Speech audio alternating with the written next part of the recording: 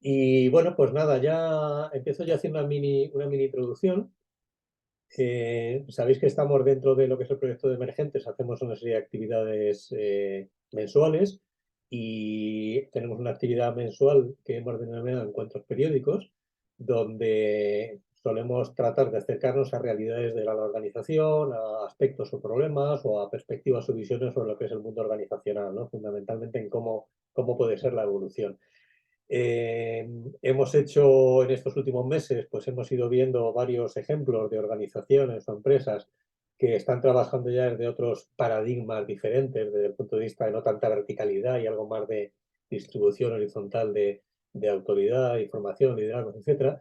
Y en línea con este miniciclo, pues el mes pasado tuvimos la maravillosa ocasión de recibir toda una masterclass de Sebastián Zulueta alrededor de sus experiencias en lo que es la autogestión en las organizaciones, ¿no?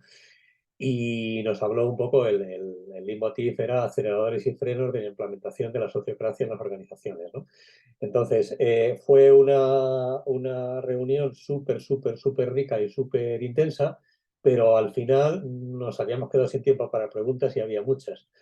Entonces, lo que le pedimos es, abusando un poquito más de su generosidad, le pedimos que si hacíamos un bis, que si repetíamos en este mes. Y Sebastián, pues eso, que es una auténtica maravilla en estos temas, pues se ha ofrecido y viene a ello. Entonces, le hemos planteado para esta charla que haga un mini repaso, 10 minutitos de los grandes hitos de lo que estuvo viendo el otro día y a partir de ahí pues vamos a dar en este caso mucho espacio conversacional de preguntas, bueno, pues un poco de dinámica en este sentido, ¿no? Sí que os pediría que fuéramos ágiles en esas preguntas y demás, porque así cuanto más ágiles seamos, más posibilidad de intervención tendremos. Y luego, Carmen, si te parece, nos ordenas un poco el debate cuando ya empecemos. Y no sé si queréis ya, Sebastián o Carmen, si queréis que hagamos una pequeña ronda de entrada o como veáis. Pues si os parece, yo creo que lo que podríamos hacer quizá, como más o menos nos conocemos los que aquí estamos, le podemos dar paso a Sebastián para que nos haga esa composición de lugar, ¿no?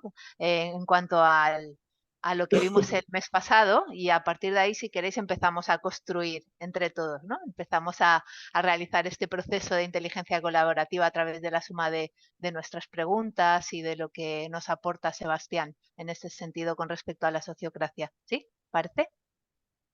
Pues Estoy Sebastián. de acuerdo. Perfecto, entonces para cumplir con la promesa voy a poner ahí 10 minutos para no pasarme. Pueden ser 11, Sebastián. No, vamos a hacerlo en 10. Voy a compartir pantalla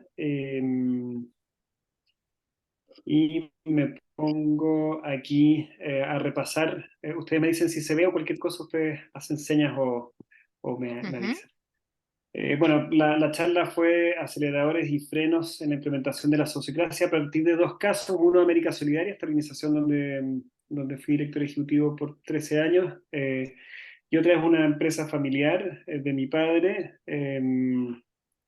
América Solidaria tiene, bueno, acá lo vamos a ver, eh, llegó a tener un poquito menos de 100 personas en su momento, y después... la agencia de aduana tiene alrededor de 140 personas trabajando. Aquí había dejado algunas herramientas para que ustedes pudieran explorar. Eso está, después yo puedo compartirles nuevamente el link de la presentación. Aquí habíamos hecho un repaso por la evolución de la sociocracia, pero básicamente en la comparación de las dos organizaciones, esta América Solidaria y la agencia de aduana Patricio Zulueta, las características: América Solidaria, 80 trabajadores, 8 países y 21 círculos. Bueno, está además de decir que ambas organizaciones entraron en el mundo de la sociocracia como modelo como sistema organizacional. Entonces, la motivación por la cual entramos en América Solidaria a la sociocracia fue por una crisis económica que nos hizo tener que reducir de cantidad de personas de manera importante, pero seguir haciendo lo mismo, así que teníamos que buscar una forma distinta de organizarnos, y ahí entramos a la sociocracia con fuerte énfasis en la autogestión.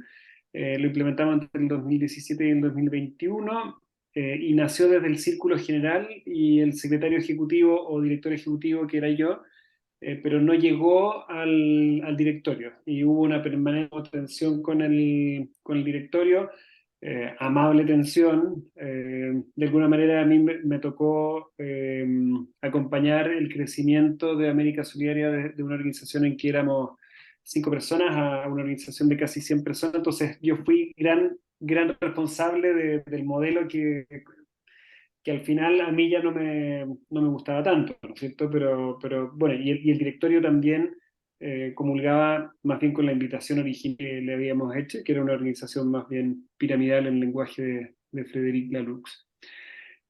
Comenzamos con la holacracia, que fue un golpe fuerte con la violencia de imponer como el poder repartido, ¿no es cierto? Con la violencia que es imponer la liberación desde la autoridad.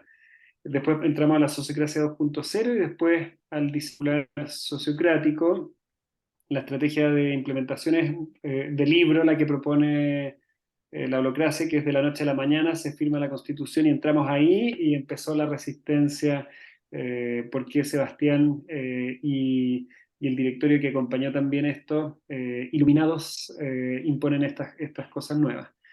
Las prácticas audaces que llegamos a realizar fueron la desvinculación por consentimiento de personas, el presupuesto por consentimiento, sueldos por consentimiento, una red internacional de adolescentes que trabajaba también desde la sociocracia, y finalmente también creo que algo interesante fue la descircularización, o sea, desandar la sociocratización que habíamos hecho. Tuvimos un mayor nivel de profundidad en comparación a la agencia de aduana, y un radio de cobertura menor porque no logramos seducir a todos los círculos. Y aquí está un poco el diagrama circular, que es un patrón o una herramienta muy importante en la sociocracia. Y los círculos que tienen líneas continuas estuvieron más dentro de la sociocracia, y los otros que no son menores, por ejemplo, todos los países no entraron en la sociocracia. México entró en la sociocracia, pero entraba y salía. Eh, Así que no logramos un radio tan amplio. Los aceleradores fue la urgencia de tener que entrar ahí. Los OKRs nos sirvieron mucho como un espacio de alfabetización y de coherencia en cuanto a la sociocracia. Dialogan muy bien los OKRs con la sociocracia. Las nuevas generaciones son muy abiertas a modelos más horizontales. La coherencia social, de ser una organización social que no solo hace, sino que también practica la equidad, y hablábamos equidad desde la equidad, y teníamos expertos externos e internos. Y las conclusiones, bueno, esto lo voy a revisar después porque son conclusiones que son transversales eh, a ambas experiencias. Y después en la agencia de aduana, eh, como les contaba, una organización de 130 trabajadores, trabajando en 6 ciudades, 19 círculos, pandemia entre medio. Una de las cosas que más han valorado de la sociocracia es que cuando llegó la pandemia ya sabíamos ser equipos sin estar presencialmente. O sea, si bien antes las dinámicas sociocráticas se hacían presencialmente, después fue simplemente cambiar el escenario a un Zoom o a un Google Meet, pero ya las mismas dinámicas hacían que nuestras prácticas de equipo fueran muy potentes. Yo siempre digo que uno de los grandes regalos de la sociocracia es que le enseñan a los equipos que el equipo es más importante que la persona. Y de hecho el diagrama circular es un contraste muy potente en comparación al organigrama. El organigrama son puras personitas que cuelgan de hilos pero es como el paradigma de la individualización, y el diagrama circular son equipos, o sea, la persona un poquito como que desaparece o se fusiona con el equipo. ¿Por qué entramos aquí? Básicamente, mi padre, cuando empezamos a implementar en América Solidaria, él es gerente y dueño de esta empresa. Estábamos subiendo como todos los domingos haciendo deporte un cerro, y me dicen que están, y yo le conté de la sociocracia. Yo dije, ahora sí que va a pensar que me volví loco. Y al revés, él dijo, necesitamos eso para la organización, y empecé trabajando un par de horas durante 3 años ahí. Y ya este último año entré a trabajar medio tiempo, media jornada. El resto la dedico a consultorías y voluntariados. Entonces empezó el 2017, el mismo año, un par de meses después, así que fuimos aprovechando los errores, los aprendizajes a partir de los errores, eh, y entró desde el círculo mayor y del dueño. Y el modelo que ocupamos fue el diseño circular sociocrático. Ya habíamos saltado, ya habíamos desechado la holacracia por al menos la violencia que se generó en América Solidaria, y que también ocurrió en Sapos, que es uno de los grandes íconos o ejemplos de la implementación de la holacracia. Y en otras organizaciones también. Tengo una presentación sobre holacracia y sociocracia, también se las podemos compartir. Eh, la estrategia fue el ir paso a paso, consintiendo. Me quedan 2 minutos, que es un poquito lo que plantea el diseño circular sociocrático. Las prácticas audaces, bueno, yo creo que algo interesante es que todos los años se vuelven a elegir las y los líderes operativos de cada uno de los círculos. Entonces, nadie tiene puede sonar un poquito angustiante, ¿no es cierto? Porque cualquier líder sabe que el próximo octubre se vuelve a decidir quién va a liderar su equipo. Han habido algunos cambios y no han sido dolorosos. La capacitación semestral en roles oficiales. Estamos comenzando ahora la auditoría en sociocracia a círculos. La profundización en sociocracia como parte del currículum mínimo, y los OKRs implementados desde la sociocracia. La profundidad ha sido menor porque no hemos podido llegar, por ejemplo, a un presupuesto consentido, a sueldos consentidos. De hecho, ni siquiera se han transparentado todavía todos los sueldos, y mucho menos la desvinculación. Yo creo que la desvinculación es el último proceso y el más difícil. Incluso conozco organizaciones sociocráticas que no hacen la desvinculación de manera sociocrática porque dicen que es demasiado difícil. El radio de cobertura fue mayor, porque abarcamos toda la organización. Acá está el diagrama circular de la agencia de aduana, y abarca el 100% de los círculos. Los 19 círculos se organizan sociocráticamente con mayor o menor nivel de calidad en la implementación, y eso depende un poquito de los egos y de las resistencias, y de la capacitación y el tiempo. Se me cumplió, pido 1 minuto más y tiempo. 5. ¿Cuáles han sido los obstaculizadores? El miedo a la transparencia en algunos procesos, el haber llamado a este proceso sociocracia, porque muchas personas tienen un nombre con qué culpar cualquier cosa que no funciona. De repente dicen, oye, es que nuestra página web está mala y esto es la sociocracia, y uno dice, ¿qué tiene que ver una cosa y otra? O es que tengo que consentir. Ahora, o también la mala interpretación o la falta de capacitación de algunas personas que terminan consintiendo o sometiendo a consentimiento cuál es la marca de papel higiénico que van a usar, y en realidad sabemos que el consentimiento es solo para las decisiones de política, no para las decisiones operativas. Para las decisiones operativas uno consiente quién va a ejercer un rol, y ese rol le delega toda la responsabilidad de tomar las decisiones operativas de su rol. La rigidez salarial. En Chile no está permitido disminuir el sueldo. Entonces, ¿qué pasa si tú a una persona la sacas de ser líder operativa de un círculo y la pones en un cargo inferior, por así decirlo? No puedes bajarle el sueldo por ley. Y la comunicación, hemos fallado muy fuerte en comunicar las nuevas políticas, y de hecho ya generamos a través de los OKRs un nuevo resultado clave, que es generar un boletín mensual en que se comunican las políticas para la organización. Y los asientos, bueno, ya lo habíamos dicho: capacitación semestral en roles, una cadena jerárquica clara, convencimiento del círculo mayor, o top circle, como le dicen en inglés, y una política de autogestión sociocrática. Así como tenemos una política y una norma ISO, y una política y una norma de seguridad y antiterrorismo y narcotráfico, tenemos una política de autogestión sociocrática. Entonces, el resumen de todo era las conclusiones, cuáles son los principales aceleradores o aprendizajes, la apropiación de las máximas autoridades. No hay nadie que diga que esto no es lo más importante, nadie que haya escrito sobre esto.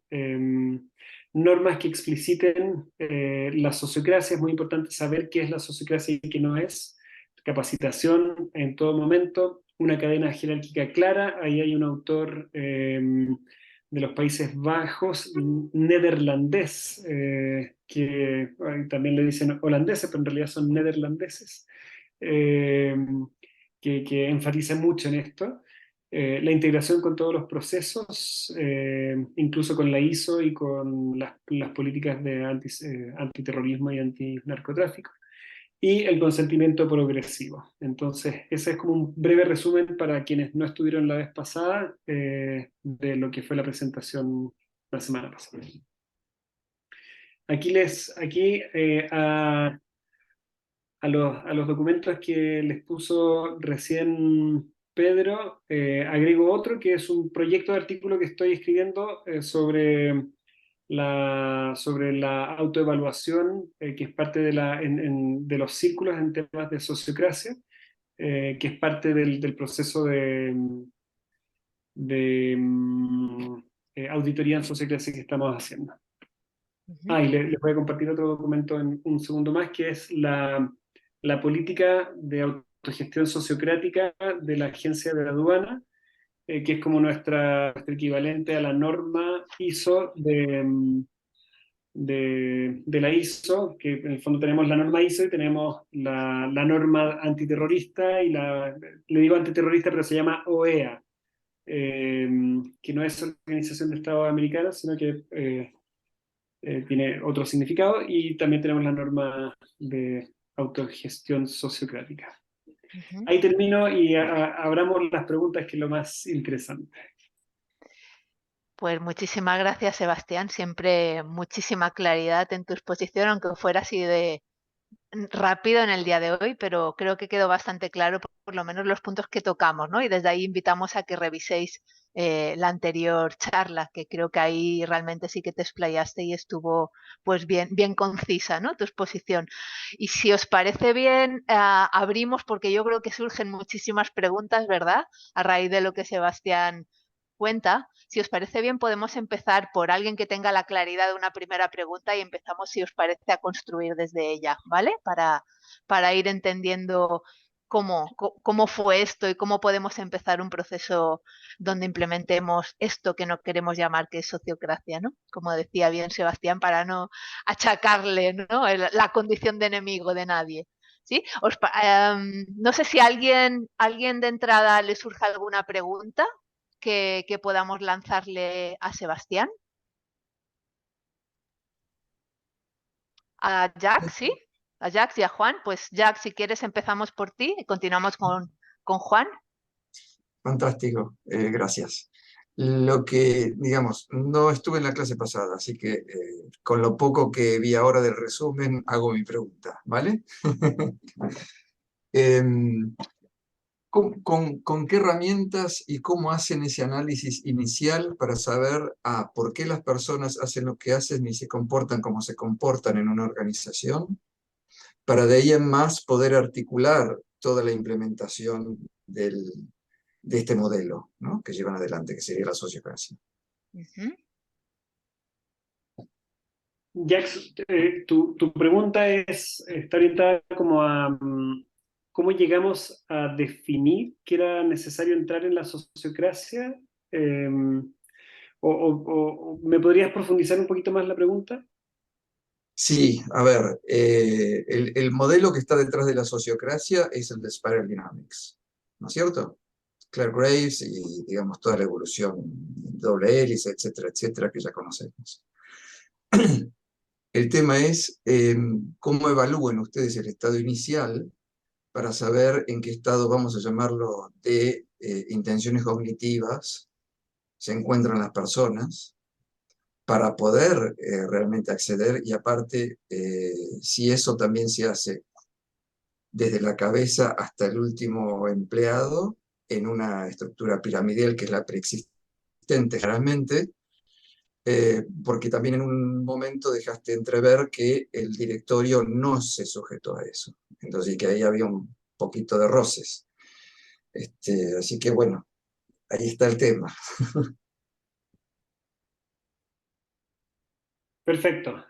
A ver, la sociocracia dialoga con con el modelo de organizaciones liberadas o el modelo también de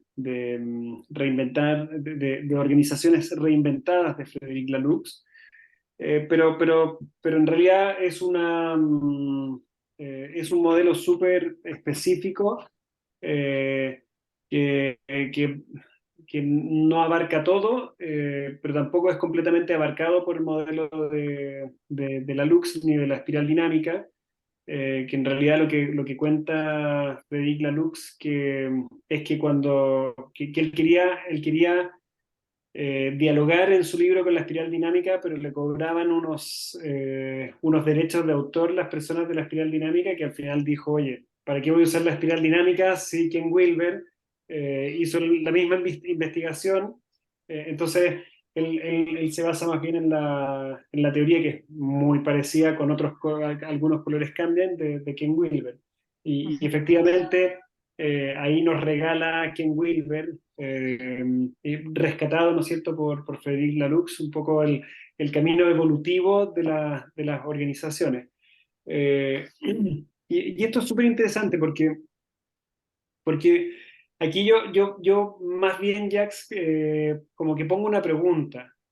Eh, las organizaciones o las personas de una organización tienen que primero alcanzar un nivel de conciencia más evolucionado para poder incorporar un sistema organizacional más teal, en este caso teal es el turquesa, ¿no es cierto?, el color del estadio que es posterior al verde, eh, o, o al revés. Si es que nosotros al incorporar un sistema organizacional nuevo, más TIL, podemos acompañar a las personas a entrar en un mundo, en un nivel de conciencia también más abierto. Y lo voy a poner con un ejemplo súper, tal vez lo di la vez pasada, pero lo voy a poner con un ejemplo súper básico. En Chile todavía es muy común que en las familias hay una persona que ayuda, ¿no es cierto? Una trabajadora de casa particular, también llamadas nanas, que para muchas trabajadoras es un concepto que solicitan que ya no se use porque es como no dignifica todo el trabajo que hacen. Pero bueno, entonces hay familias que están muy acostumbradas a eso y cuando viajan a Estados Unidos, donde esa figura no existe, los hijos y las hijas al día siguiente están lavándose los platos, están haciendo sus camas, están todo, ¿no es cierto? ¿Y qué pasó? Por qué una familia que estaba acostumbrada a tener una persona que le ayuda y que le hace todo, ¿no es cierto? De un día para otro, eh, todos son autogestionados y tienen que salir solos a tomar el bus y tienen que hacer esto y lo otro. Y cuando vuelven a Chile, a los 2 meses ya están de nuevo con la señora que está trabajando en su casa y todo el tema. Entonces uno podría decir, bueno, ¿qué pasó? La familia cuando llegó a Estados Unidos tuvo un cambio de autogestión y de un día para otro dijo, wow, o en realidad la estructura cambió de tal manera que tú simplemente no puedes operar de otra manera.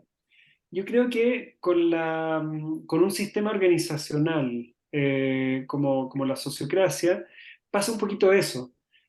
Pasa que la otra vez una persona, yo me puse un poco rojo, porque en un colegio estamos implementando esto, y una de las profesoras llega y le dice a la directora ejecutiva, que viene del palo, viene de la historia y su corporalidad habla de la verticalidad y la piramidalidad, la profesora le dijo, momentito, tú no me puedes dar instrucciones con respecto a eso.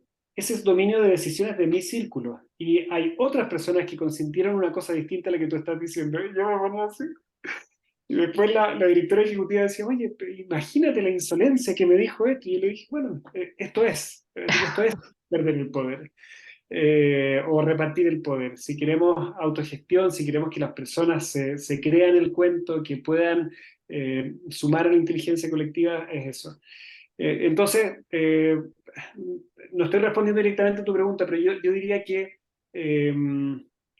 no es tan necesario que todas las personas de la organización estén en un nivel evolutivo propicio, sino que muchas veces el incorporar el modelo hace que las personas ya se empiecen a adaptar a esto y que no tengan otra escapatoria a través de los 3 principios y las 4 reglas de la sociocracia, ¿no es cierto? Los 3 principios de la transparencia, la efectividad y la equivalencia, y las 4 reglas de nos organizamos en círculos, las políticas se toman por consentimiento, hay un doble enlace que une 2 círculos de distinto nivel, y las elecciones son abiertas, decididas por todas las personas de un círculo. Y por otro lado, te respondo que para poder iniciar un proceso de consultoría o de transformación en una organización, lo primero que nos dicen a los consultores y lo primero que nos enseñan cuando estamos en nuestro proceso de formación para ser consultores es la importancia de hacer un mapa del poder. Y es ver bien dónde está el poder, porque finalmente las empresas son poder, es una forma en que en que organizamos el poder. Entonces el mapa del poder, y ahí hay unos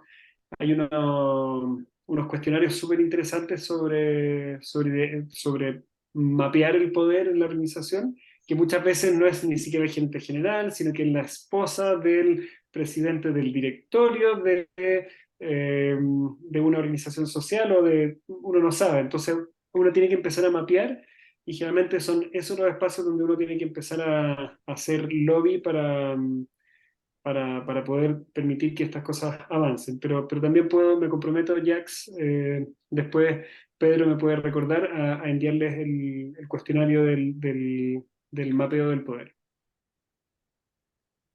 Muchísimas gracias, Sebastián.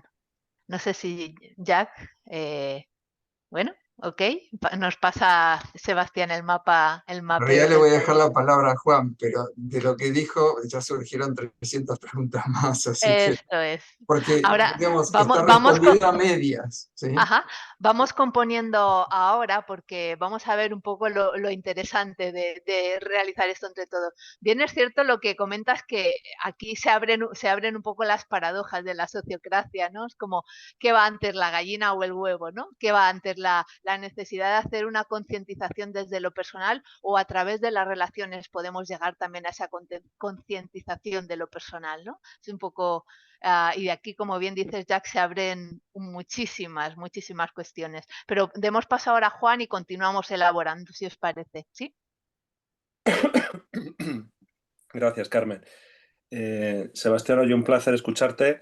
Ya me has metido el gusanillo al ver ese refundido que has hecho, que lo tendré que mirármelo en detalle. Y efectivamente, como decía Jack, yo tenía una pregunta y según la explicación me han surgido otras. Entonces, yo voy a coger una de esas de las que me ha surgido ahora y luego ya puedo volver a la otra porque creo que tendremos tiempo. Y es, para mí, hay determinadas, llamémosle, filosofías, marcos de trabajo, metodologías, etcétera, que digamos que de alguna forma, por lo menos yo considero, tiene que formar parte de la persona. Si no, es muy difícil el transmitirlo, el aplicarlo, etcétera.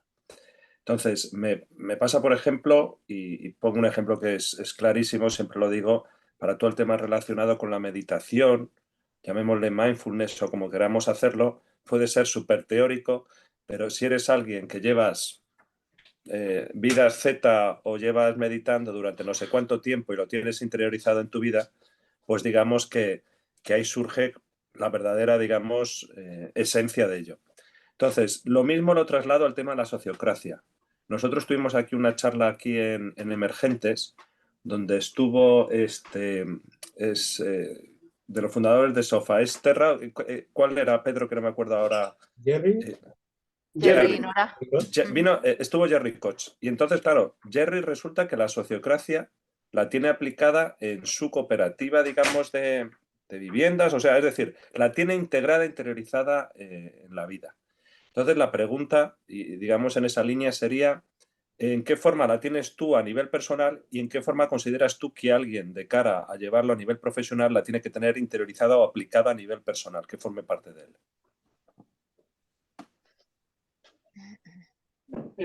Qué bella pregunta. Me tocó hacer una presentación que la filmaron, así que también la puedo compartir, no sé si la compartí alguna vez, que se llama el cuaderno de los acuerdos, creo que es. A ver, a mí me pasó y tal vez aquí quiero como contarles una parte que tal vez no es tan contada, que no la cuento tanto, que para mí la sociocracia inicialmente fue como el mayor aha moment como epistemológico que he tenido en mi vida, o de, tener que recablear, ¿no es cierto? Cuando uno tiene problemas, cuando uno tiene una casa vieja, tiene que recablear, acá le llamamos lauchar, todos los cables de la casa, ¿no es cierto? Uno tiene que cambiar todos los cables porque es otra forma en que se comprende la realidad. Para mí yo estudié ingeniería comercial en una universidad que en Chile es prestigiosa, la Universidad Católica, y se suponía que tenía como todo el conocimiento de vanguardia y lo había estado implementando, planificación estratégica, control, todo. Eh, y de repente me venían fue el libro de la Lux, fue la sociocracia, y yo decía, no puedo creer que en mis 25 años de profesión no haya conocido esto, no haya visto estas experiencias, es como que me lo hubieran estado ocultando, pero además como que me empezó a cuestionar todo en la vida, porque efectivamente yo creo que detrás de esto hay una lectura de poder que es totalmente revolucionaria. Yo creo que les conté la vez pasada, pero para mí fue muy difícil la elección de la nueva constitución en Chile, porque la elección se planteó desde la democracia. Y ya el creador del concepto sociocracia, Auguste Comte, en 1850, o sea, hace 170 años atrás, dijo: la democracia fracasó, y fracasó por la violencia que tiene. La violencia de tener que dividir a las personas y tener que elegir entre una y otra. ¿Por qué no podemos llegar a un consentimiento o un acuerdo? La violencia de que yo elijo a uno o una representante y las personas que no son representadas por esa persona que salió quedan violentadas. La violencia de que la persona que fue elegida como representante en pocos minutos, como Napoleón, que le tocó vivir a él, a Auguste Comte, los estragos de la reinstauración, como en pocos minutos una persona electa se transforma en una autoridad vertical, ¿no es cierto? Entonces, esa violencia, eso que hoy día yo estoy leyendo en la democracia de hoy día, Auguste Comte lo leía hace 170 años. Y ahí otra persona que es muy conocida y que tal vez con un intérprete ustedes podrían invitar a estas charlas, que es Edwin María Young, que es quien lidera los parlamentos, el movimiento de los parlamentos barriales de niñas y niños, y que tiene una red de más de 300.000 niñas y niños organizadas en India, en distintos estados de India, hasta llegar a un círculo mayor, ¿no es cierto?, con puras como estructuras de representantes que van desde los pueblos hasta el círculo nacional, y que ahora están acompañando la creación de un Parlamento Mundial desde el enfoque circular sociocrático. Entonces, se me fue la idea. Me acordé de Edwin cuando vino a Chile y estuve ahí. ¿Qué me recuerda hacia dónde iba hilando la idea? Sí, estábamos hablando pues de la violencia que se genera a través de los modelos democráticos cuando no se tienen en cuenta las necesidades de todos, ¿sí? Sí, gracias, Carmen. Bueno, y Edwin plantea una frase que es hermosísima, que para mí es como casi que la inspiración de la sociocracia, y que resume el por qué yo ya simplemente no puedo mirar el mundo como antes. Y él habla de la paradoja del poder. Y la paradoja del poder es, ¿no es cierto?, se constituye en la siguiente frase: las personas que tienen el poder no son pobres ni excluidas. Sé que el concepto pobres ya no se usa, en situación de pobreza diríamos, pero voy a ocupar como es la traducción que se hace de esta frase. La paradoja del poder, repito, ¿no es cierto?, es las personas que tienen el poder no son pobres ni excluidas, y las personas pobres y excluidas no tienen el poder. Entonces, esto se ejemplifica en dos preguntas. ¿Qué pasaría si es que todas las personas que son políticos, congresistas de un país, tuvieran que tener a sus hijos en los colegios públicos promedio? ¿No es cierto? ¿Qué pasaría con la calidad de la educación en esos países? O el presupuesto, al menos, de educación en esos países. Subiría mucho, porque las personas que tienen el poder viven la pobreza y la exclusión, ¿no es cierto? Y por otro lado, ¿qué pasaría si es que los niños y niñas que viven en hogares al resguardo del Estado pudieran tomar las decisiones de política de cómo se organizan sus hogares? Bueno, lamentablemente en Latinoamérica estos hogares son fuentes de una cantidad infinita de abusos de todo tipo contra la niñez, hasta los peores abusos todos. ¿Qué pasaría si los niños y niñas tuvieran el poder? Y bueno, hay experiencias, ¿no es cierto? Hay colegios sociocráticos donde los representantes de las y los estudiantes están en el directorio del colegio y no se puede tomar ninguna decisión de política sin su consentimiento. Y hay municipios que se están empezando a organizar sociocráticamente, y hay empresas, universidades, organizaciones sociales que también lo están haciendo. Entonces, en realidad, finalmente, cambiar la sociedad pasa a través de cambiar las dinámicas de poder. Y esas dinámicas de poder, y aquí voy a tu pregunta, Juan, por supuesto que comienzan por casa también. O sea, es un equilibrio holístico. Hay uno de los principios del holismo, que es que un holón trasciende pero integra el anterior, ¿no es cierto? O sea, hay un principio de trascendencia holística, que siempre hay un todo que es mayor que una parte, y siempre que haya un todo mayor va a haber un nuevo todo mayor, ¿no es cierto? Pero cuando un holón trasciende una parte, la tiene que integrar, y si no la integra se deshace. Se termina el holón y la relación holística. Aquí, si tú quieres construir una sociedad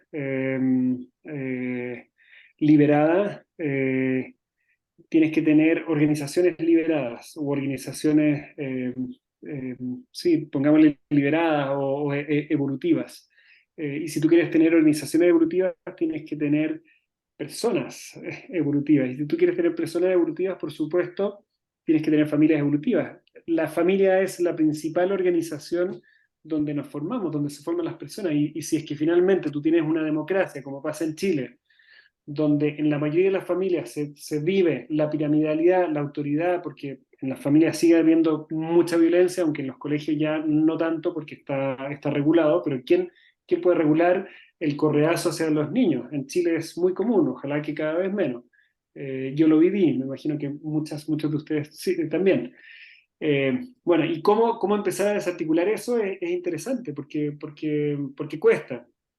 Y en la pandemia me tocó vivir como fue tan estresante todo, en la casa empezamos a organizarnos sociocráticamente y teníamos reuniones de círculo y las reglas de la casa, las principales era cómo distribuíamos las tareas del hogar porque era muy intenso todo. Bueno, cómo vamos quién va a lavar los platos, al principio nos distribuíamos las tareas por igual, después los niños decían es que no nos queda tiempo para jugar ni para hacer otras cosas, entonces yo e Ignacia decidimos que íbamos a tener el doble de tareas que ellos y hacíamos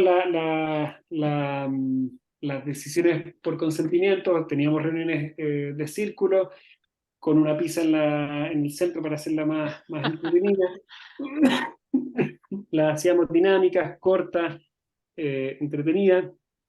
Y bueno, yo creo que desde el cambio de casa, que fue por consentimiento al lugar, por ejemplo, Ignacia no quería un edificio, pero tenemos un hijo que anda en silla de ruedas y las casas de un piso son carísimas para tener todo en un piso, entonces eh, consentimos finalmente cambiarnos a un edificio. Los niños también querían un patio, ahora tienen un patio mucho más grande porque es del edificio, pero transaron el tener su patio privado, que eran 20 metros cuadrados, eh, y cosas así. Entonces, como que empezar a practicarlo es interesante. Y la semana pasada estuve de cumpleaños y uno de mis hijos, bueno, él tiene, no lo voy a decir, tiene una persona muy cercana, no voy a decir quién, cuyo padre es muy autoritario.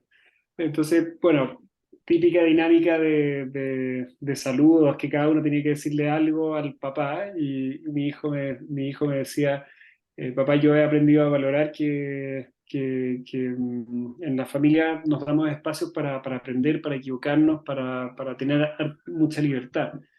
Yo creo que eso hay que vivirlo. Yo creo que llegué tarde a esto, pero por supuesto yo creo que la sociocracia también es una estructura o un sistema organizacional que te puede permitir aprender a ser mejor persona. Por supuesto yo tengo que combinar esto eh, con la meditación y con otras prácticas. Jerry les debe haber hablado de la comunicación no violenta, que creo que también es muy potente.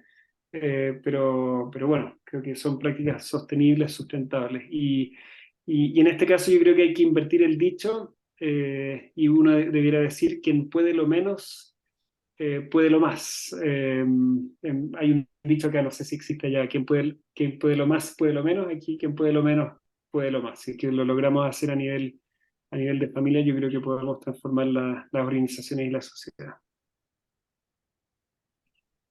Muchas gracias, Sebastián. Perdón, y se llama el cuaderno de los acuerdos porque íbamos dejando los acuerdos en un cuaderno rojo, que después pasó a ser un tablero online porque se lo podían ver desde cualquier pantalla. Gracias.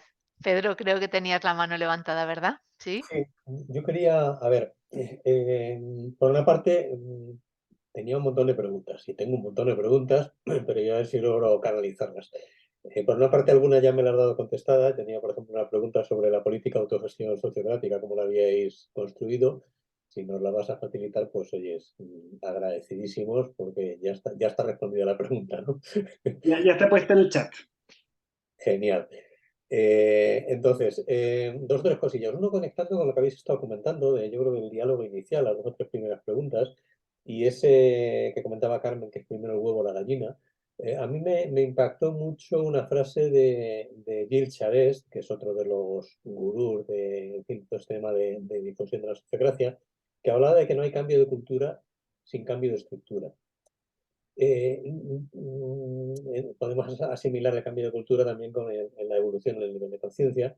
Y yo lo planteo más como una especie de circularidad de la alimentación. Es decir, no hay cambio de cultura sin cambio de estructura, pero una estructura no se sostiene si no cambia realmente la cultura al nivel de conciencia. O sea, ambas dos cosas tienen que armarse y hacerse, ¿no? Entonces, esto va un poquito conectado con lo que comentabais al principio, Yo creo que hay una de las cosas que a mí me parecen maravillosas de la sociocracia es que de una forma sencilla establece estructuras que permiten la evolución de las personas de una manera, yo creo que bastante sencilla y bastante accesible. No digo que sea fácil, pero que sí que es migrable. Es decir, el hecho, por ejemplo, de la conformación en círculos, el hecho del establecimiento de el escuchar todas las voces, el hecho de consentir las decisiones, el hecho de poder adquirir roles diferentes, responsabilidades diferentes y acciones diferentes, en el fondo va modelando a las personas también.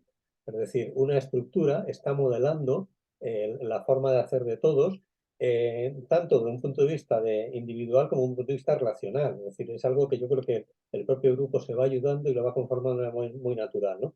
Entonces, para mí era un aspecto que sí que me parece como muy sustancial en lo que es el mundo de la sociocracia. Vamos, el valor que aporta la sociocracia.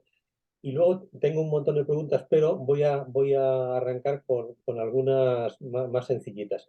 Tú el otro día comentabas, Sebastián, que el problema, y yo coincido con ello, es que si le pones nombre a toda una especie de transformación, de rediseño organizacional, le llamas sociocracia, luego se convierte un poquito como en el gran enemigo, el gran culpable de todo, ¿no? Entonces, la pregunta que yo iba que tenía por ahí, y luego tengo otra segunda, es, ¿y cómo lo introduces? O sea, ¿cómo piensas que se puede introducir esto en una organización sin necesidad de empaquetarlo todo bajo el esquema de la sociocracia? Porque es verdad que la sociocracia es uno de los cimientos, pero hay otros más.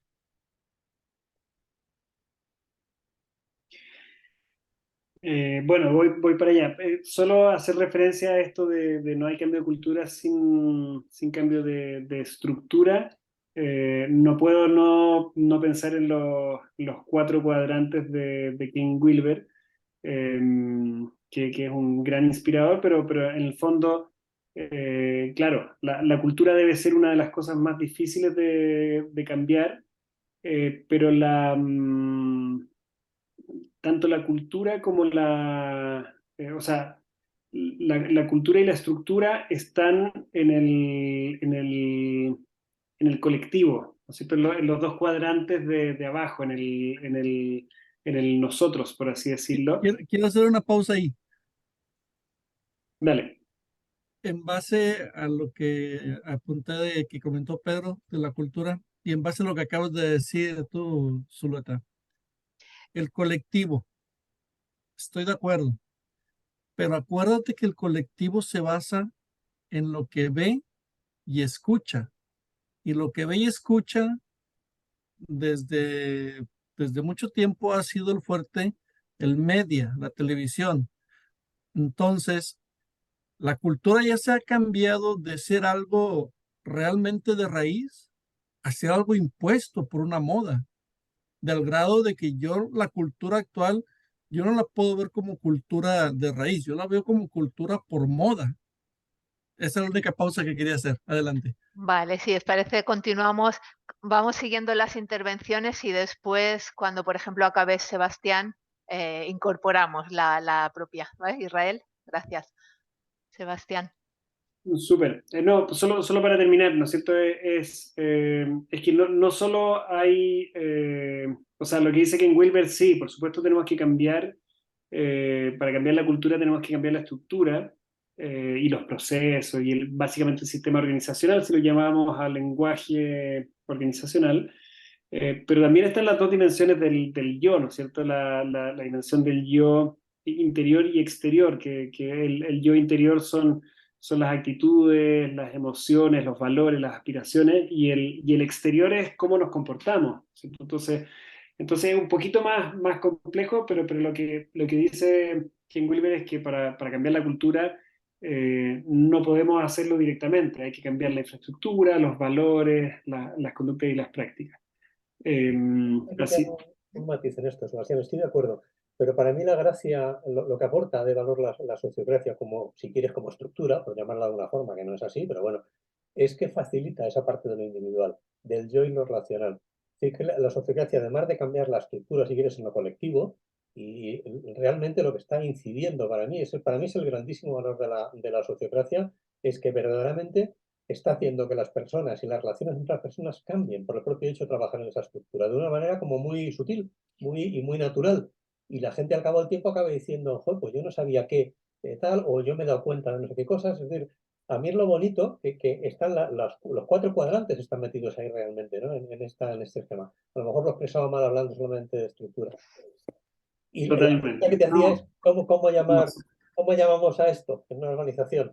¿Vengo a qué? Mira, sí, como sociocracia es un concepto un poco como ácido, porque es un concepto complejo, que no es una palabra conocida previamente, entonces claramente es una importación conceptual que uno hace a la organización. Es como eh, sociocracia, bueno, a alguien se le ocurrió ponerle una marca a algo, a un modelo teórico, y le llama sociocracia, que no entiendo qué es, además es como democracia, pero raro, es como un trabalengua, y la gente termina tropezándose con eso, y cualquier problema es eso. Y yo he escuchado a varias personas que acompañan procesos de implementación y que llegan a la misma conclusión, ¿no? Ojalá que esto sea como invisible, ¿no es cierto? Que cambien las prácticas, que cambie la estructura, que cambie... Y de repente uno dice, oye, lo que estamos haciendo, ¿sabías que se llama sociocracia? Ah, no, no sabía, ya, y dejamos de hablar de sociocracia, ¿no es cierto? Si finalmente lo importante es, no es que esto tenga la marca sociocracia, sino que es que las dinámicas de poder sean dinámicas de poder repartido. Lo que libera, ¿no es cierto? Y lo que nosotros estamos haciendo ahora, experimentando, es llamarle autogestión. Y autogestión es una parte del todo. De hecho, yo creo que quienes conozcan la obra de Frédéric Laloux, es uno de los 3 pilares, ¿no es cierto? Está la autogestión, la plenitud y el propósito evolutivo. Eh, yo creo que la sociocracia de lo que menos se hace cargo como directamente es de la plenitud o realización, el wholeness. Pero de las otras 2 cosas se hace cargo completamente. En Estados Unidos le llamaron gobernanza dinámica. Aquí en inglés governance es una palabra que es un poquito más como familiar. Al menos en Chile, no sé si en España, gobernanza sigue siendo algo que es como no tan natural. Es como gobierno, gobernanza, no es un verbo que uno use en la mesa con sus hijos. Entonces aquí como que gobernanza dinámica nos suena, aunque a mí me encanta la idea, ¿no es cierto? Sobre todo cuando yo creo que el que mejor rescata eso es Brian Robinson, el de la holacracia, Robertson, con su imagen, ¿no es cierto?, de planificar como si fueras andando en bicicleta. Tú cuando vas a tu trabajo en bicicleta, no te sientas a hacer una planificación estratégica de cómo me voy a ir a mi trabajo en bicicleta.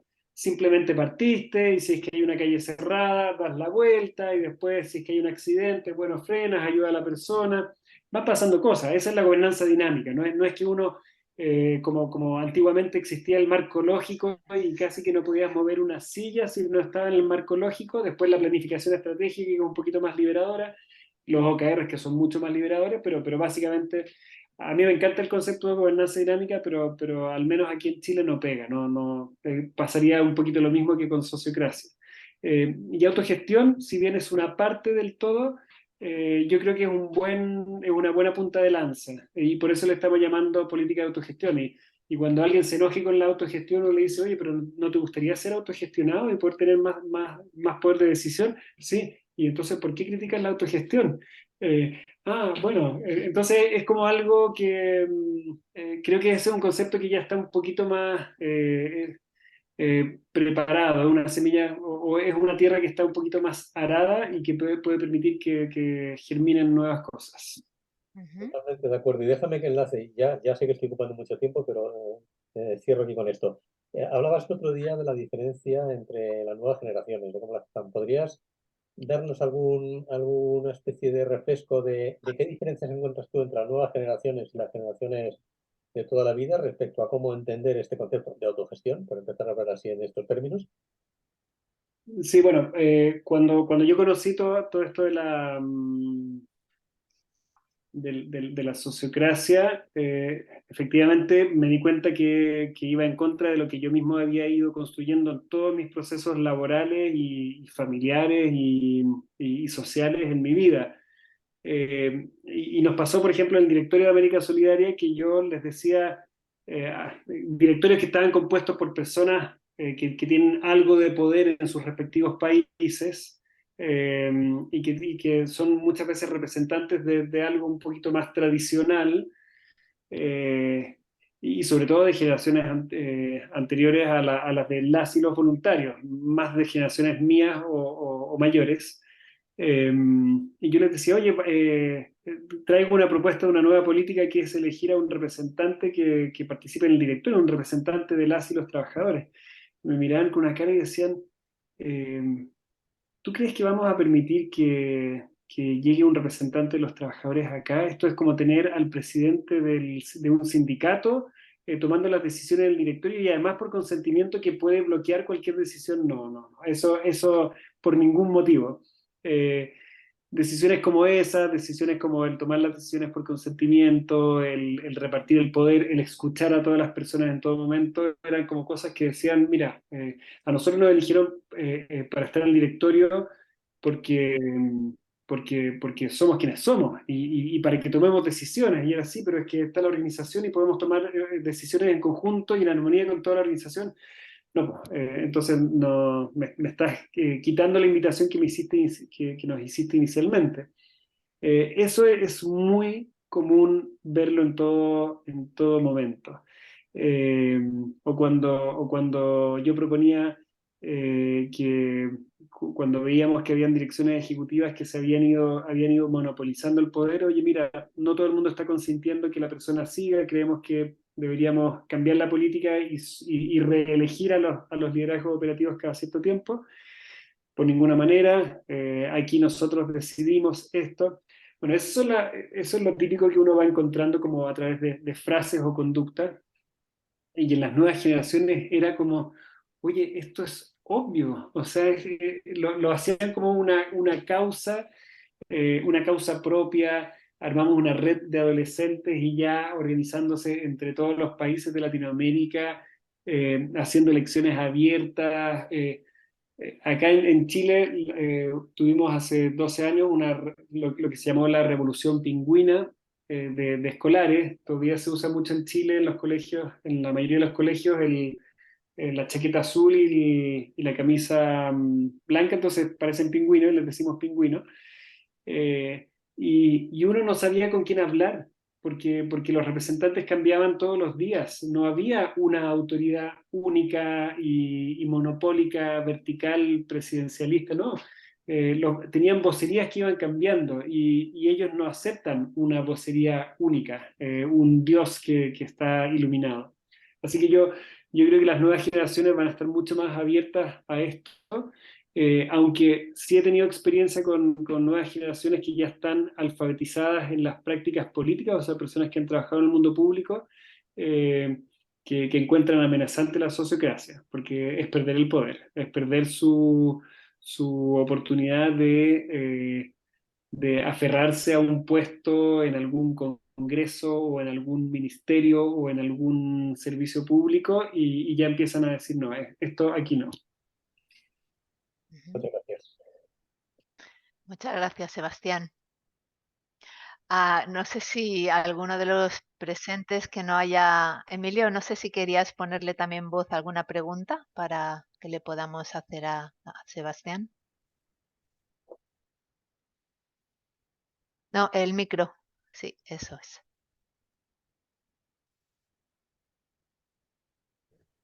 Ahora, no, me fallaba otra vez el micro como siempre. No, estaba aprendiendo y ya sé como un libro abierto, no hago más que coger y después ya las ideas van fluyendo. Es una experiencia como, vamos, es impresionante lo que habéis conseguido y lo que tendréis que conseguir todavía, ¿no? Esto creo que es un germen de lo que viene, ¿no? Yo espero seguirte aquí y seguir observando y el día que pueda, pues pondré algo de escritura, pero me parece impresionante. esto debíamos de exportarlo a más sitios, ¿no? Y que la gente vea lo que se está haciendo. Tanta guerra de Ucrania y tanta historia, ¿no? Y sin embargo, qué poquitos hacen tanto, ¿no? Como es tu caso. Gracias, Emilio. Ah.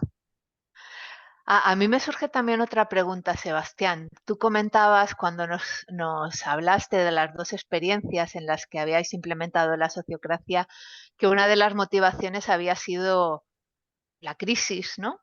Yo pregunto, ¿no? En los momentos actuales que podemos considerar que el status quo está atravesando cierta crisis, podría ser un buen momento. ¿Cómo realmente podríamos, viene a colación de la pregunta que hacía Pedro, ¿no? Llamándole sociocracia, sin llamarle sociocracia, ¿cómo realmente podemos aproximar a las organizaciones a la sociocracia? ¿Cómo podemos aproximar a las personas o cómo nos podemos aproximar nosotros a las organizaciones y a las personas desde este lugar de la sociocracia, ¿no? Para que les haga sentido, para que esas resistencias que tenemos a la pérdida del poder, pues realmente las podamos traspasar, ¿no? ¿Cómo de alguna manera podemos ir haciendo este camino, ¿no? Este camino que nos permitirá ir haciendo ese tránsito al nuevo paradigma que estamos, bueno, vislumbrando ya, ¿no? Pero que todavía no acabamos de asumir. Sí, bueno, yo creo que aquí hay... me llamó mucho la atención en la COP, en el encuentro de la COP 26, creo que es, ayer o antes de ayer, que Antonio Guterres dijo una frase que creo que la ONU progresivamente ha ido poniendo el tema de los objetivos de desarrollo sostenible, con algunas frases. Me acuerdo cuando Ban Ki-moon lanzó los objetivos de desarrollo sostenible, dijo una frase muy bonita que era: esta es la primera generación que puede terminar, o sea, la primera generación, eh, la primera generación que puede terminar con la pobreza en el mundo y la última generación que puede detener el calentamiento global.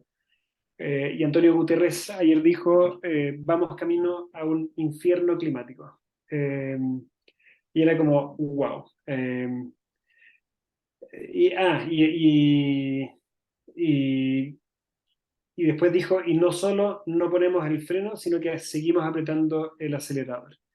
Entonces, como, la verdad es que si uno suma 1 más 1, hay infierno climático. O sea, yo creo que en qué momento se va a dar el cambio en una homeostasis que ya no existe, en un equilibrio que sabemos que ya hace rato se ha ido perdiendo, pero creo que esta cosa en algún momento se va a disparar. Y hoy día casi que lo vemos eh, con esa... como que sublimamos eso de alguna manera para no morir de miedo, ¿no es cierto? Como que de alguna manera lo esquivamos, pero wow, yo creo que aquí esta transformación lamentablemente es un péndulo entre la inspiración y la urgencia, y lamentablemente la crisis también. Yo veo que nuestro actual modelo político, a nivel nacional, pero sobre todo nuestra gobernanza internacional, es la principal responsable de lo que está, de lo que está pasando en el planeta. Eh, y por supuesto que para que tuviéramos otro sistema de gobernanza planetaria, tendríamos que tener personas, familias, organizaciones, países mucho más evolutivos.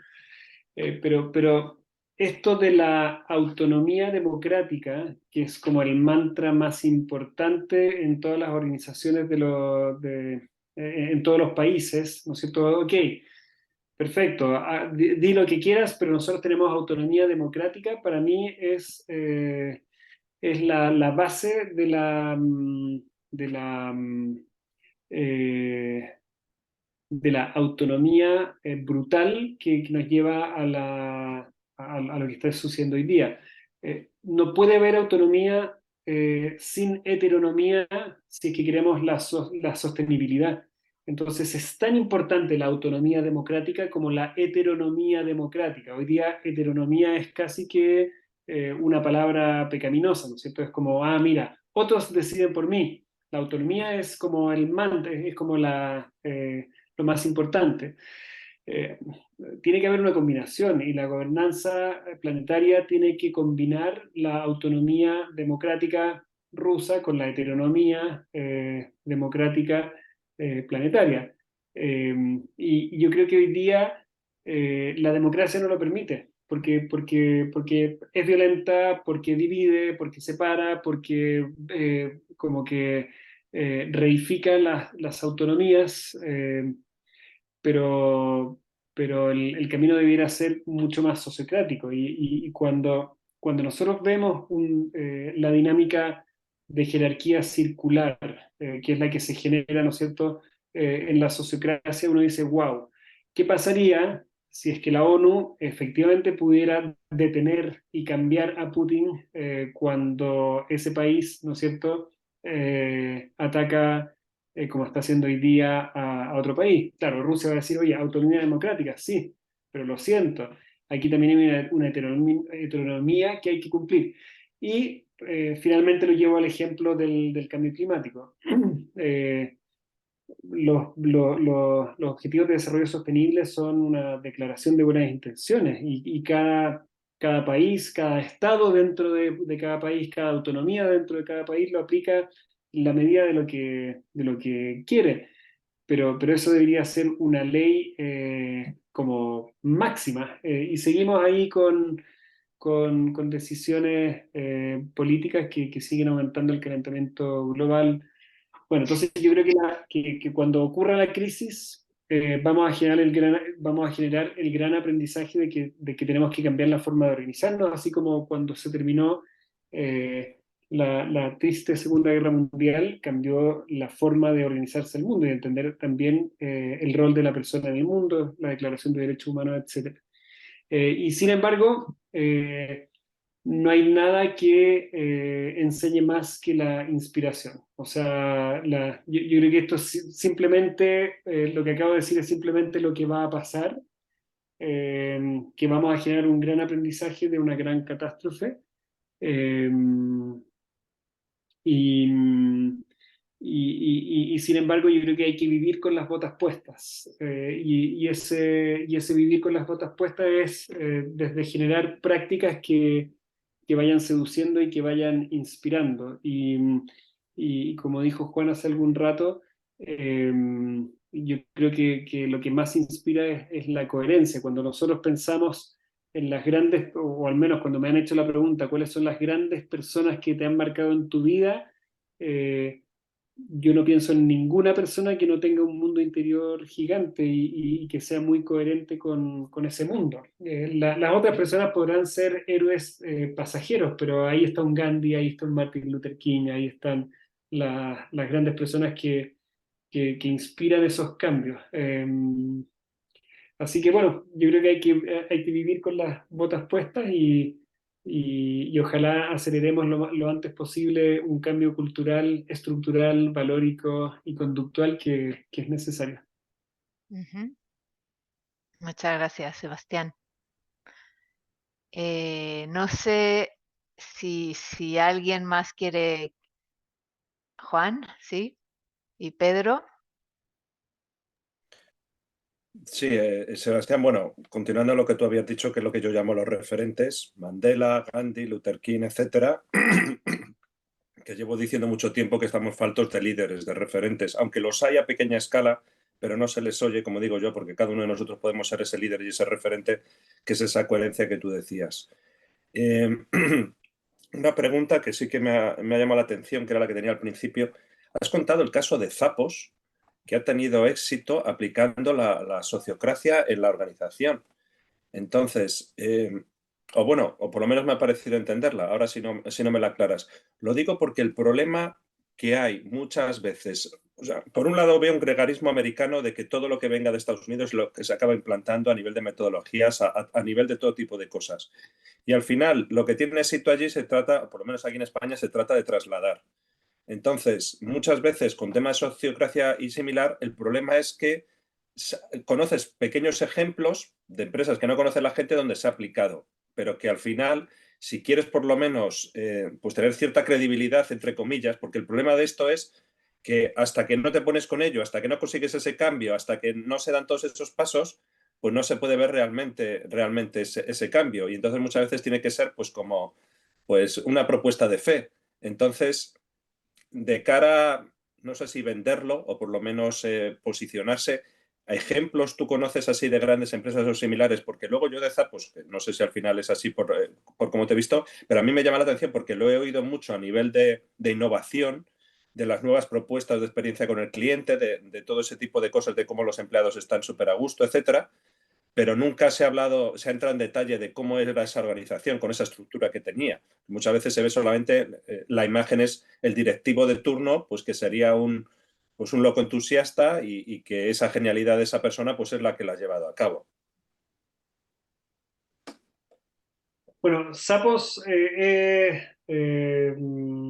contradictoria la experiencia que tuvieron, porque Tony Hsieh, que era el CEO, que lamentablemente murió hace un par de años en en un escenario, en una situación muy confusa, al parecer muchas personas creen que se suicidó causando un incendio. Pero bueno, este sujeto era muy visionario y cuando conoció la holacracia, dijo, bueno, vamos a implementarlo. Y a mí me tocó ir leyendo esa experiencia e ir muy cerquita a lo que estaban haciendo ellos. Y lamentablemente después puedo compartirles un artículo en la Harvard Business Review, en que analizan de alguna manera como los blancos y negros de la implementación de la holacracia. Eh, y en parte fue, ¿no es cierto?, la violencia con que se implementó, ¿no es cierto? O sea, este blackout, ahí dijeron, mira, al que no le guste se va, y aquí tienen, no sé cuántos miles de dólares para que se vayan los que no quieran, porque aquí se acabaron las jefaturas, se acabaron. Entonces mucha gente lo sintió ahí como con esa violencia, y efectivamente lo que terminó pasando, la holacracia. Hay tres grandes modelos que hoy día están como hablándose en torno a que son derivados de la sociocracia. Está la holacracia, la sociocracia 3.0 y el método circular sociocrático, que es el que crea Gerard Endenburg, que es el más tradicional, por así decirlo, y que a mí es el que creo que es más coherente con una transformación profunda, evolutiva. La holacracia, Sebastián, es la fuente de los otros dos, que es la fuente, que es el origen. es la fuente, el origen. Tanto holacracia como Sociedad 3.0 se apoyan en Endenburg y el diseño sociocrático circular. Claro. Entonces, el método circular sociocrático te dice, mira, acá hay 3 principios y 4 reglas, empieza a practicarlas y dices que eres coherente con esto, no hay vuelta atrás, pero no hay vuelta atrás porque en realidad los mecanismos te impiden después como volver a la piramidalidad. La holacracia lo que te dice es, este es un traje prefabricado y tú lo tienes que implementar de esta manera. Y deja un poquito a la persona afuera. Entonces, bueno, y tiene algunas frases en el texto del libro de holacracia que son para mí preocupantes. Y entonces deja a la persona afuera, lo hace súper rígido y finalmente no, es como que estoy aquí en un computador. De hecho, el que crea, el que escribe el libro, el que crea la consultora, marca registrada, si quieres citarnos tienes que pagar, un poquito parecido a lo de la espiral dinámica, Brian Robertson. Es ingeniero informático y básicamente se formó con John Buck, que se había formado con Gerard Endenburg, tomó esto y dijo, bueno, quiero que sea un mecanismo cerrado hizo unos diagramas de proceso y le puso nombre holacracia.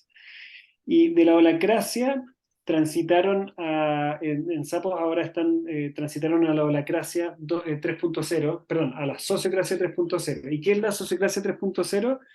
Es algo que te dice, mira, la sociocracia está compuesta de patrones. Sociocracia 3.0 dice, toma el patrón que te guste. Si te gusta solo uno de los 80, toma eso y va a funcionar. Si te gustan 10 o si te gustan todos, también está bien, todo está bien. Aquí hay herramientas que te pueden servir, si te gustan, úsalas.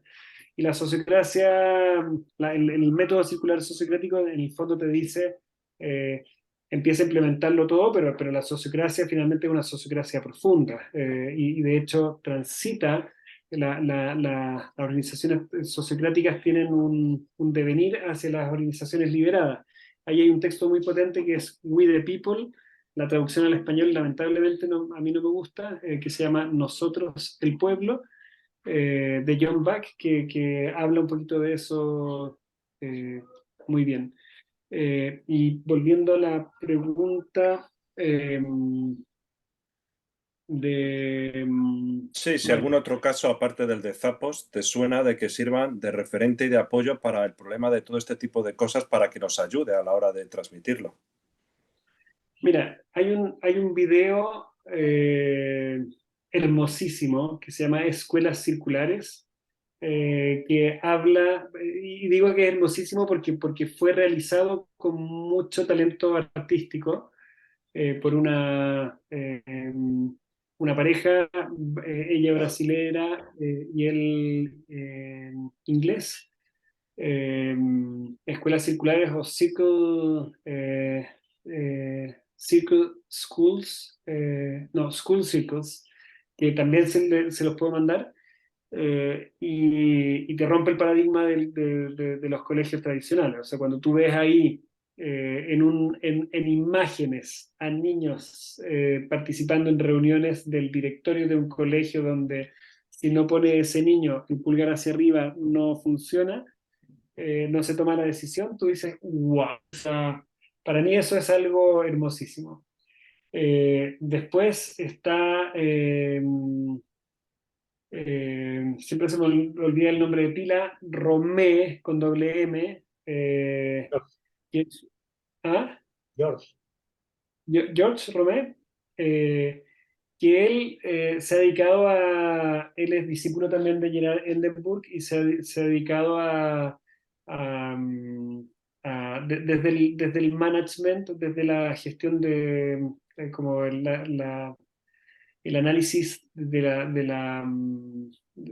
las organizaciones. Él va cubriendo varias organizaciones, pero son pequeñitas. Después está otra, que es esta red internacional de parlamentos juveniles, que es una red muy inspiracional, pero tiene poco sistematizado. Entonces es un poquito como difícil encontrar números, encontrar páginas, encontrar tecnología que te permita dimensionar muy bien, pero declarativamente esa red da cuenta de 300.000 niñas, niños y adolescentes que participan en esta red. Creo que es algo interesante. Empresas, no conozco ninguna gigante así tipo las que cubre el libro Reinventando las Organizaciones, pero yo creo que ese es un desafío pendiente de poder hacer una mejor búsqueda. Ahora, el concepto, por ejemplo, en Alemania está tan avanzado, en Alemania y en los Países Bajos, que en esos dos países las organizaciones sociocráticas están eximidas de tener sindicatos. O sea, están tan avanzados, ellos llevan desde 1960 se está instaurando esto, entonces ya está reconocido como en la legislación. Y es una estructura mucho más conocida. Pero hay universidades completas que se organizan sociocráticamente, hay muchas ONGs que se organizan sociocráticamente, pero así como de alguna que uno diga así como de 10.000 trabajadores, no conozco ninguna. Pues muchas gracias. No sé, yo creo que podemos dejar aquí, ¿no? Porque estamos en hora. Simplemente recoger algunos de los apuntes que hemos hecho, que yo creo que son, Sebastián, hiper interesantes, como siempre que te escuchamos. Y es como la sociocracia permite a las personas de una organización, o sea, es necesario que las personas de una organización alcancen primero un nivel de conciencia para poder implementar la sociocracia, o es propiamente la sociocracia la que eleva el nivel de conciencia de las personas. Juan también preguntaba sobre que si es una filosofía o únicamente una herramienta, ¿no? Nos comentabas que la sociocracia es una forma de ver la vida, que nos abre una nueva perspectiva y que de alguna manera entrar en coherencia implica que alguien vive la sociocracia en lo personal y en lo profesional, ¿sí? Y vamos un poco por aquí. Pedro también abordaba la cuestión de cómo cambiarle el nombre o cómo realmente hacernos amigos de una nueva forma de hacer sin llamarle sociocracia. Ya hablábamos de que podemos atisbar el nombre de la sociocracia como un fractal de la misma, ¿no? Como la autogestión o como una gobernanza dinámica, o podíamos ir por estos niveles, pues para de alguna manera abrirnos a las posibilidades que puedan suponer las resistencias que se plantean.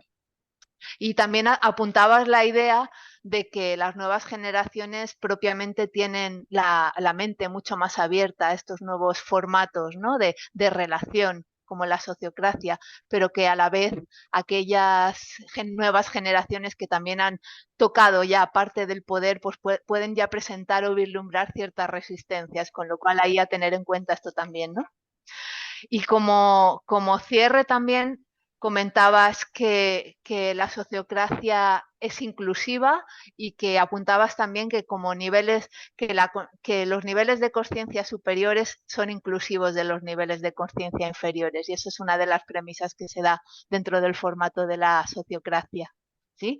Y así como una frase que me encantó en tu cierre, que es como la transformación es un péndulo entre la inspiración y la urgencia, así como es la crisis también, ¿no? Y bueno, y ahora lo que comentabas con respecto a Juan, ¿no? Que bueno, los distintos niveles de evolución que ha tenido el modelo sociocrático, desde la holocracia, bueno, desde la sociocracia propiamente dicha, a las distintas versiones que han ido surgiendo, y un poco lo que has ido definiendo también. Creo que es riquísima, como siempre, tu exposición. Desde Emergentes, infinitas gracias por todo el aporte que nos has proveído durante estas 2 sesiones, junto aquí con todos los compañeros que han estado también pues extrayendo tu sabiduría en vena. Y bueno, solamente pues eso, agradeceros a todos vuestra participación, invitaros a próximos encuentros que tenemos mes próximo. Y pues bueno, no sé si mis compañeros querían cerrar de alguna otra manera o comentar algo más, pero bueno, solo agradecimiento, agradecimiento y agradecimiento, Sebastián. Y gracias por esos bellos ecos de nuestra conversación. Yo solo querría añadir otros 3 agradecimientos más para que te vayas con media docena. Y me da vergüenza, pero te pediría uno tercero, pero me da vergüenza decirlo. No, hasta aquí. Pero me han quedado muchas preguntas, pero bueno, ya tendremos futuras ocasiones, imagino. Tampoco cuestión de estrujarte hasta este. Yo una pregunta, Sebastián. A la hora de explicar todas estas preguntas, ¿has tenido algún momento ajá o algo similar? ¿Has conectado con algo?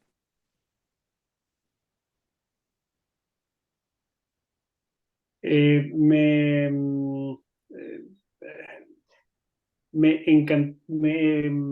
emocionó la forma en que Carmen rescató retratos de la conversación. Era como, sí, fue como que hubiera ido creando un collage con bellas imágenes de lo que fue pasando.